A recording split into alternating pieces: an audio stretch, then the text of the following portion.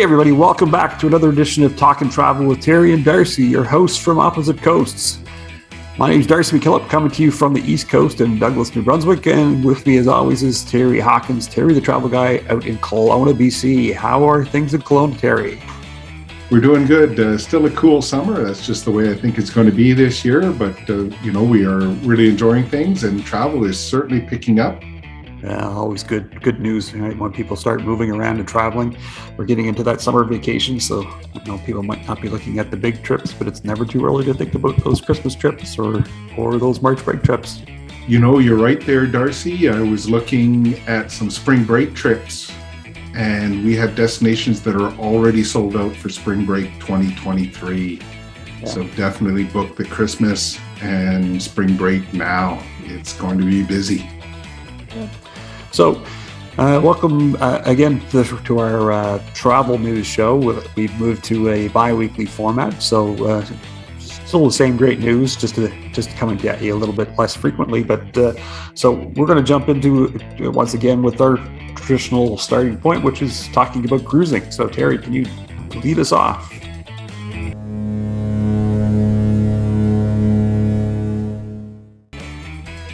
Thank you, Darcy. AMA Waterways has announced additional sailings for their longest ever river cruise, the Seven River Journeys, which is debuting in 2023. Cruises will be available in the spring, summer, and fall seasons now.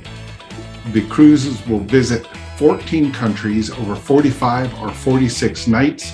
Included in each itinerary are new excursions, exclusive experiences, complimentary laundry, which is so important. You don't have to wash your dirty laundry in the river as you float by at night.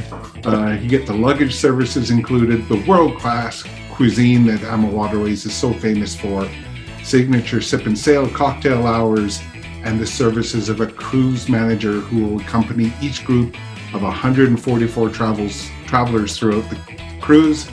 It's just a fantastic, wonderful journey. I wish I could be on that. Those would be quite the river cruises for certain. I think some of the late fall ones even visit some of the Christmas markets, so that would be awesome. Okay.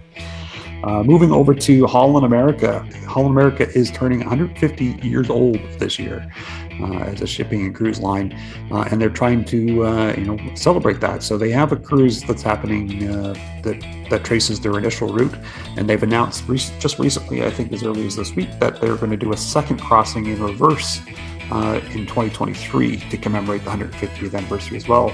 It's scheduled to depart April 3rd from Fort Lauderdale. It'll sail for 16 nights back to Rotterdam in the Netherlands, and the cruise is going to retrace that route that they initially took in reverse. So you'll get an overnight stay in New York City, and then I think it's 8 days at sea, and then stops in Plymouth and Dover in England, and then on to Rotterdam, where again you'll spend a night there with some end of cruise festivities to celebrate the 150th. So it sounds like Holland America is planning a pretty cool party to celebrate their 150th anniversary. What an historic cruise that will be. Royal Caribbean's upcoming ship Utopia of the Seas has reached its newest milestone. The keel laying ceremony was held over the weekend for the first LNG-powered ship of the Oasis class. The Utopia of the Seas is scheduled to debut in 2024, and loving what's going to be on board. It looks amazing. It seems to be way of the near future with cruising going to LNG powered ships, because there's a few cruise lines now that are bringing them online. So good to see. And finally, with our cruise news, we wanted to just talk a little bit about an announcement that recently came out from Norwegian Cruise Lines. That's caused a little bit of confusion.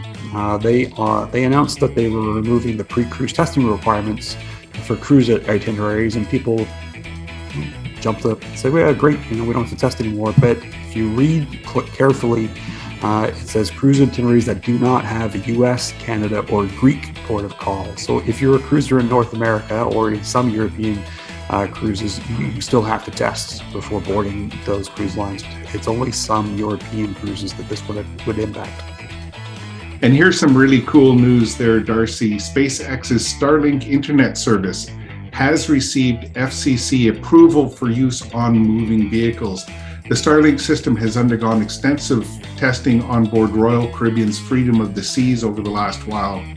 We expect it to be deployed throughout the Royal Caribbean fleet in the near future, and most likely aboard other cruise lines, airlines, railways, bus lines, anything with a moving vehicle, basically. The Starlink system, it provides really high-speed internet, so it's going to be really neat because we've said for a long time that with everybody working from home and getting used to working remotely, that you can work from a beach, you can work anywhere with good internet service. Now you can work really easily on board the cruise lines that will have the Starlink system. And Darcy, you're going to make a big splash with the Disney news here for us, I believe. Time to be moving along. It's time to be moving along. Yeah, if you're a Disney fan, you probably remember pre-pandemic Disney made an announcement that they were going to retheme Splash Mountain, so it was going to be closed for a refurb, and they kind of hinted at what that would be. And just recently, they made an announcement that the reimagining of Splash Mountain is going to change its name to Tiana's Bayou Adventure. So it is following the storyline a bit of The Princess and the Frog from Walt Disney's Animation Studios, and it is scheduled to be ready at both Walt Disney World and Disneyland in 2024. So what guests we can expect is they'll ride along with Princess Tiana and that jazz-loving alligator Louie as they travel through the bayou, getting ready to host what I've read as a one-of-a-kind Mardi Gras celebration. So it should be a pretty good retheming, I think, for Splash Mountain. I think it's going to be a perfect upgrade to a all-time classic ride. Yeah, and I think that the way they announced this was an excellent way of going about it. Is they actually announced this in New Orleans, which gave it that little bit more pizzazz to the announcement.